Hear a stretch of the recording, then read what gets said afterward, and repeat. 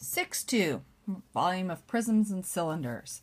Now a cylinder, this is, just to remind you, this is something that it has a circle as both its top and its bottom, and these circles are congruent, so they are equal to each other, and there's some height associated with it.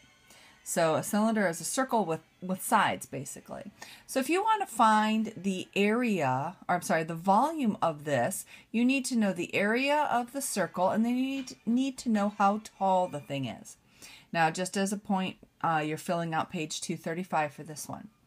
So if we're looking at this, and I told you that it's a circle on the top and it has a height, to find the volume, we need to know the area of that circle, and we need to multiply it by the height. Well, we just looked at the last unit. The area of a circle is 2 pi r squared. We even used a proof where we determined that. So we're going to use 2 pi r squared, and r is still from the center of the circle to the radius, to the side. And then we're going to multiply that by the height, h.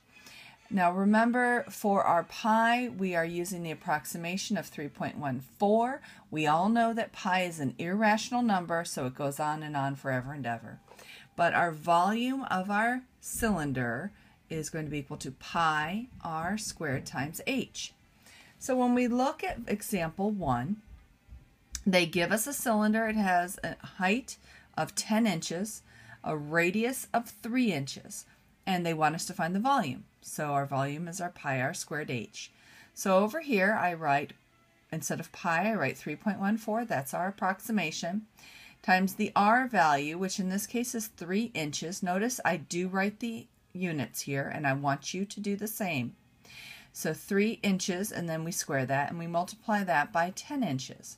So 3.14 times, now 3 inches squared is going to be 9, and then inches squared is inches squared. So we have 3.14 times 9 inches squared times 10 inches. So the volume of this guy here is 282.6 inches cubed. Now, when we're figuring out area, our units are squared. But now, when we're figuring out volume, our units will be cubed. Area squared, volume cubed. So we have here cubed units. All right, so the second part of example 1, they give us a height of 13 centimeters, but now they haven't given us the radius, they gave us the diameter. So always pay attention. They like to do this. They like to try to trick us. So our diameter is 6.4 centimeters. So the first thing we have to remember is that the diameter is equal to 2 times the radius. Or we can determine the radius by taking whatever the diameter is and dividing it by 2. So in this case, radius equals 6.4 divided by 2, so the radius is 3.2 centimeters.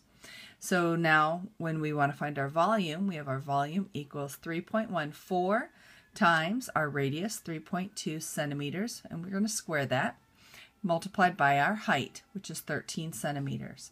So when we put this into our calculator, we should come up with, double check that you can, come up with 418 centimeters cubed. And remember, if it's a volume, we're cubing. If it is an area, we'll end up squared. Now a little fun fact, which will do well for you to remember, especially when you get me for chemistry next year, is 1 centimeter cubed is equal to 1 milliliter. This will be a very important thing in chemistry and also biology. Now what I would like you to do, I want you to go ahead and do the try 1A. They've given us a diameter of 10 inches, a height of 6 inches, and of course use the approximation 3.14 for pi. Now notice right here, they gave you the diameter, not the radius. When you feel comfortable, go ahead and start working on page 237, 238 for the homework for section 6.6-2.